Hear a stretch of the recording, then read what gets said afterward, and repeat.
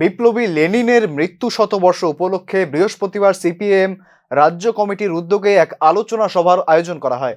আলোচনা সভায় প্রধান বক্তা হিসেবে বক্তব্য রাখেন প্রাক্তন মুখ্যমন্ত্রী মানিক সরকার। সভায় দলের অন্যান্য অংশের সাংগঠনিক কর্মকর্তারাও উপস্থিত ছিলেন। সভায় লেনিনের জীবন এবং আদর্শ নিয়ে বিশদ আলোচনা করেন মানিক সরকার। তিনি জানান, দেশের মাটিতে যেসব রাজনৈতিক লক্ষ্য অর্জনে সিপিএম কাজ করছে সেসব কর্মকাণ্ড সফল করার জন্য লেনিন চর্চা সম্যক দরকার রয়েছে। আলোচনা সভায় একথা জানান মানিক সরকার। দলের বিভিন্ন স্তরে লেনিনের কাজ এবং বিপ্লবী চেতনাকে প্রসারিত করার জন্য দল বিশেষ নজর দিয়েছে বলে উল্লেখ করেন মানিক সরকার। নিজের বক্তব্যে লেনিনের বিপ্লবী কর্মকাণ্ড এবং তার বিস্তৃত রাজনৈতিক প্রভাব নিয়ে প্রাঞ্জল আলোচনা করেন রাজ্যের প্রাক্তন মুখ্যমন্ত্রী মানিক সরকার। প্রয়াণের শতবর্ষ পূর্তিতে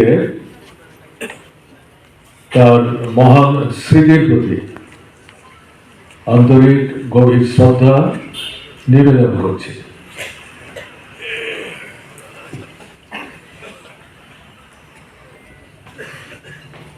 স্বাভাবিকভাবেই যে প্রশ্নটি আসবে, হঠাৎ করে আমরা ভারতবর্ষে ভারতের কমিউনিস্ট পার্টি মার্ক্সবাদী লেনিনের প্রয়াণ শতবর্ষে তাকে বিশেষ করে শ্রদ্ধা জানাবার জন্য এই উদ্যোগ কেন গ্রহণ করলাম।